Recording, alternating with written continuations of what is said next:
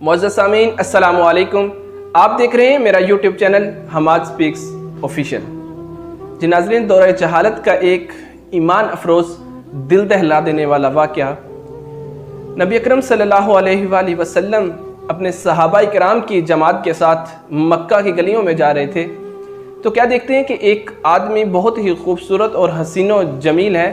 تو نبی اکرم صلی اللہ علیہ وآلہ وسلم اپنے صحابہ کرام سے اس آدمی کے بارے میں پوچھتے ہیں تو صحابہ کرام عرض کرتے ہیں، یا رسول اللہ صلی اللہ علیہ وآلہ وسلم، یہ وہ انسان ہے جس نے ابھی تک اسلام قبول نہیں کیا۔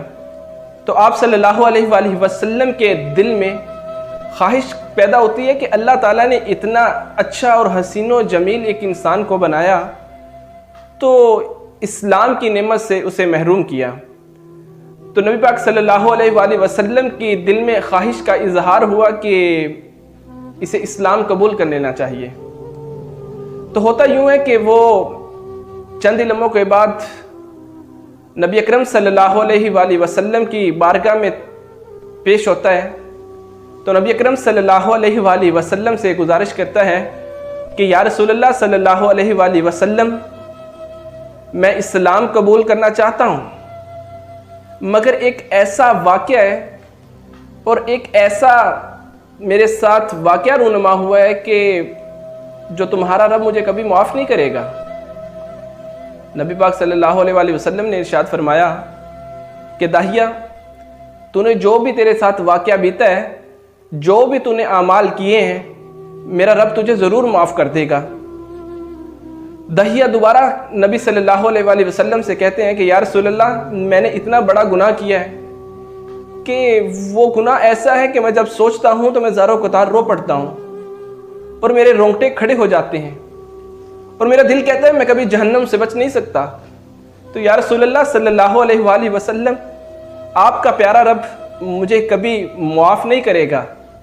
تو رسول اللہ صلی اللہ علیہ وآلہ وسلم کے دل میں دوبارہ وہی بات آئی اور آپ صلی اللہ علیہ وآلہ وسلم نے داہیہ سے کہا، داہیہ، میرا رب تجھے معاف کر دے گا، بتا تو صحیح تیرے ساتھ ہوا کیا ہے۔ تو داہیہ روتا ہوا نبی صلی اللہ علیہ وآلہ وسلم کو بتاتا ہے کہ یا رسول اللہ صلی اللہ علیہ وآلہ وسلم، میں نے اپنی 7 زندہ بچیوں کو درگور کیا ہے۔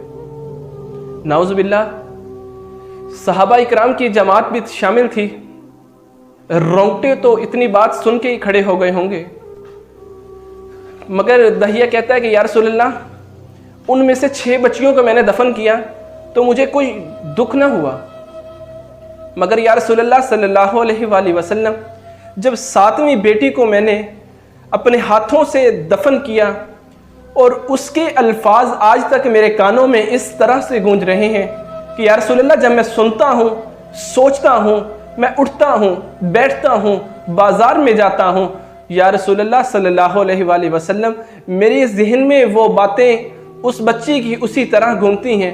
یا رسول اللہ، مجھ سے رہا نہیں جاتا، تو اسی لیے آپ کی بارگاہ میں پیش ہو گیا کہ یا رسول اللہ، کیا تمہارا رب مجھے معاف کر دے گا؟ داہیہ کہتا ہے کہ یا رسول اللہ، جو 7ویں بچی تھی، ہوا کچھ یوں کہ میں تجارت کی غرض سے کسی دوسرے ملک مجھے جانا پڑا اور کافی عرصہ بیت گیا اور میرے گھر میں امید تھی، امید یہی تھی کہ بیٹا یا بیٹی ہوگی۔ تو یا رسول اللہ، میں نے اپنی بیوی کو ایک تلقین کی کہ اگر تو بیٹا ہوگا تو اس کی بہت اچھی پرورش کرنا، اسے پڑھانا لکھانا، اس کی اچھی تربیت کرنا، کل کو میرا بازو بنے گا۔ اگر بیٹی پیدا ہوئی تو اسے ایک دن بھی اپنے گھر میں نہ رکھنا، اسے زندہ درگور کر دینا۔ مگر ماں کی محبت، داہیہ چلا جاتا ہے تجارت کی غرض سے، جب دوسرے ملک چلا گیا تو گھر بیٹی پیدا ہوتی ہے۔ بیٹی پیدا ہوئی تو ماں کی ممتا تڑپ اٹھی، ماں کے ممتا کو یہ گوارا نہ ہوا کہ پچھلی 6 بچیوں کی طرح اس بچی کو بھی میں زندہ درگور کر دوں اور اپنے ہاتھوں سے اس بچی کو میں درگور کر سکوں۔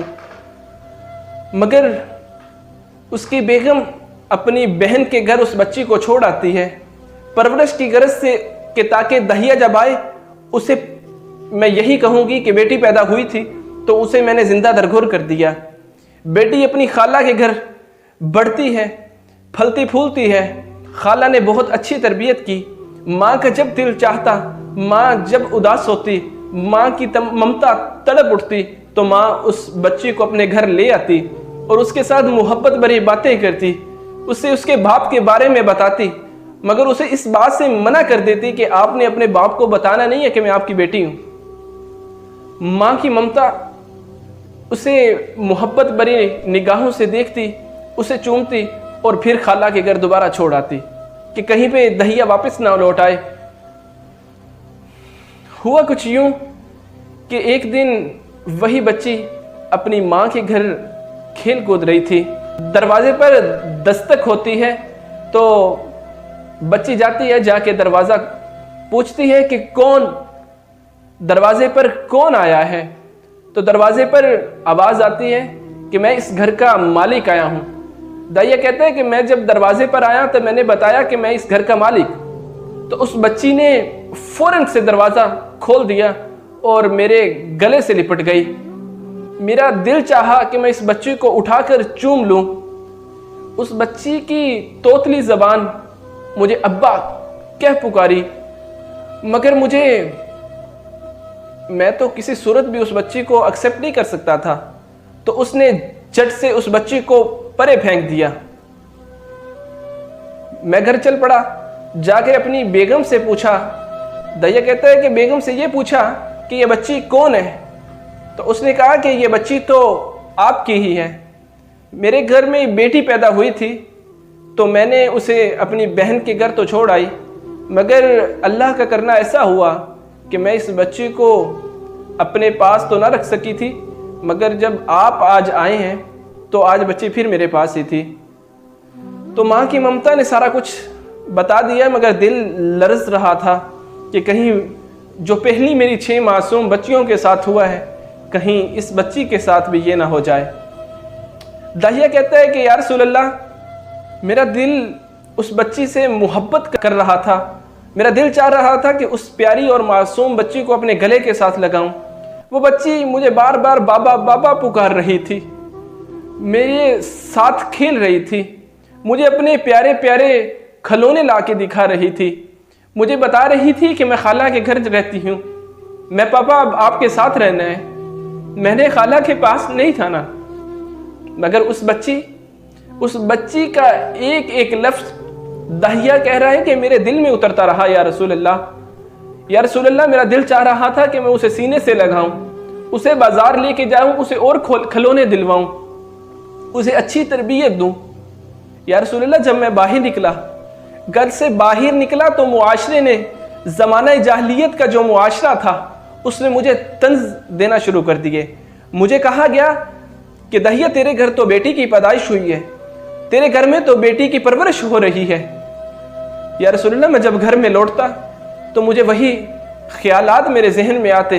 ادھر جب میں بچی کو دیکھتا، بچی کو چومتا، تو میرے دل کی محبت، باپ کی محبت جاگ اٹھتی کہ میں اس بچی کو تو کبھی اپنے سینے سے پرے نہ ہونے دوں۔ مگر جب زمانے کی جاہل اور جہالت نے میرے دماغ پر اس قسم کا عجیب کیفیت طاری ہو گئی کہ میں اس زمانے کی جاہلیت میں آ کر ایک دن اپنی بیگم سے کہتا ہوں کہ بیگم، اس کو بچی کو تیار کر دو، میں اسے کسی دعوت میں اپنے دوست کے ہاں لے کر جانا چاہتا ہوں۔ داہیہ کہتے ہیں کہ اس بچی کی خوشی میرے دل میں، میرے سینے میں تو اتر رہی تھی، مگر اس بچی کی جو خوشی تھی میرے دماغ پر اس طرح سے طاری تھی کہ مجھے غیظ و غضب اور غصہ بھی آ رہا تھا کہ اس بچی کو تو میں ختم کرنے جا رہا ہوں۔ داہیہ کہتے ہیں کہ میری بیگم نے اس بچی کو نہلا کر بڑے ہی پیارے اور خوبصورت کپڑے پہنائے جو میں نے پہلے کبھی نہ دیکھے ہوں۔ مجھے وہ بچی اتنی خوبصورت لگ رہی تھی کہ مجھے یہ بھی میرا دل کہہ رہا تھا کہ اس بچی کو میں کبھی بھی یہاں سے لے کے نہ جاؤں، اپنے گھر میں اس کو محفوظ کر کے رکھ لوں، مگر میرے دماغ میں اس قسم کا وحشت اور غصہ طاری تھا کہ میں اسے اپنے ساتھ لے گیا۔ بچی کی مسکراہٹ توتلی زبان کے ساتھ کہتی ہے، بابا ہم نانوں کے گھر جا رہے ہیں، بابا آپ مجھے بازار لے کے جا رہے ہیں، مگر میں خاموش۔ بابا آپ مجھے اپنے دوست کے ہاں دعوت پر لے کے جا رہے ہیں، میں وہاں جا کر بہت پیارے پیارے کھانے کھاؤں گی، مگر یا رسول اللہ میں نے کوئی جواب نہ دیا، میں خاموش رہا۔ بچی اچھلتی رہی، کودتی رہی، میرے ساتھ لپٹتی رہی، میں اس کو لے کر چل پڑا۔ میں اسے لے کر ایک جنگل میں چلا گیا۔ جنگل میں گیا تو کہتی ہے کہ بابا یہاں پہ تو درخت ہی درخت ہیں، ویرانہ ہے، یہاں پر آپ کا کون سا دوست رہتا ہے؟ تو میں نے کوئی جواب نہ دیا۔ رستے میں وہ مجھے بہت سارے سوالات پوچھتی رہی، مجھ سے پوچھتی رہی کہ بابا مجھے نئے جوتے لے کے دینے جا رہے ہو؟ میں وہ جوتے پہن کر نانوں کے گھر جایا کروں گی، خالہ کے گھر بھی جایا کروں گی۔ اس کے گلے میں ایک معصوم سا چھوٹا سا دوپٹہ تھا، اسے کبھی سر پر اوڑھ لیتی، کبھی گلے میں لٹکا لیتی۔ مجھے وہ بہت ہی معصوم اور پیاری تو لگ رہی تھی، مگر میرے دماغ پر وحشت تو ویسی ہی طاری تھی۔ میں اسے جنگل میں جا کر ایک درخت کے نیچے بٹھا دیا اور اپنے ساتھ لائے ہوئے اوزاروں کے ساتھ میں نے وہ زمین کھودنا شروع کر دی۔ یا رسول اللہ وہ بچی اٹھ کے میرے پاس آ گئی، مجھے کہتی ہے بابا آپ اتنی دھوپ میں کام کر رہے ہیں، جب شام ہوگی تو آپ تب یہ کام کرنا۔ یا رسول اللہ جب مجھے پسینہ آ رہا تھا تو وہ بچی اپنے گلے سے، اپنے معصوم گلے سے معصوم دوپٹہ اتارا، دوپٹے کو اتار کر معصوم ہاتھوں سے میرا چہرہ صاف کر رہی ہے۔ میرے چہرے میں پسینہ آیا تو وہ پسینہ پوچھتی ہے، مجھے کہتی ہے کہ بابا آپ اتنی دھوپ میں کام نہ کرو، آپ اتنی دھوپ میں یہ کام نہ کرو، مگر میں اس گڑھے کو کھودتا جا رہا ہوں۔ وہ کبھی کہتی ہے کہ پاپا یہ کام میں کرتی ہوں۔ معصوم بچی کو کیا پتہ تھا کہ اس کے آخری لمحات ہیں، اس کے لیے ہی یہ گڑھا کھودا جا رہا ہے۔ یا رسول اللہ جب میں نے وہ گڑھا کھود لیا تو میں نے اس بچی کو بلایا، اس بچی کو اس گڑھے میں پھینکا۔ پاپا آپ یہ گڑھا نہ کھودیں، ابھی گرمی ہے، پسینہ آ رہا ہے، شام کو یہ گڑھا کھود لینا۔ مگر میرے دماغ پر وحشت طاری تھی۔ وہ دوبارہ بچی اٹھ کر آتی ہے، میرے آ کر جوتوں کو صاف کرتی ہے، جوتوں پر مٹی لگی ہوتی ہے اسے جھاڑتی ہے، اپنی توتلی سی زبان سے کہتی ہے کہ بابا بہت گرمی ہے، آپ یہ کام نہ کریں۔ پھر میرے پاس آتی ہے، اپنے گلے سے، معصوم گلے سے دوپٹہ اتار کر میرے چہرے پر پھیرتی ہے، پسینے کو صاف کرتی ہے، میرے بازوؤں پر، ہاتھوں پر مٹی لگی ہوتی ہے ان کو صاف کرتی ہے، مٹی کو اتارتی ہے۔ مگر اسے کیا معلوم تھا کہ وہ اسی گھڑے میں اسی کی جان لے لوں گا۔ یا رسول اللہ میں گھڑا کھودتا گیا۔ وہ بچی میرا چہرہ صاف کرتی تھی، کبھی میرا ماتھا صاف کرتی تھی، کبھی میرے ہونٹوں کو صاف کرتی تھی، کبھی میرے چہرے کے ساتھ میرے کانوں پر اپنا معصوم سا دوپٹہ پھیر رہی تھی اور ساتھ میں توتلی زبان سے پکاری جا رہی تھی کہ بابا آپ یہ کام ابھی نہ کریں، آپ یہ کام شام کو کر لینا۔ جیسے ہی گڑھا میں نے کھود لیا تو میں نے اس بچی کو اٹھایا اور اس گڑھے میں پھینک دیا، اوپر سے مٹی ڈالنا شروع کر دی۔ پہلے تو وہ معصوم بچی یہ سمجھتی رہی کہ میرے بابا میرے ساتھ کھیل رہے ہیں، میں اس کے اوپر مٹی ڈالتا گیا، آہستہ آہستہ مٹی ڈالتا گیا، وہ بچی خوش ہوتی رہی۔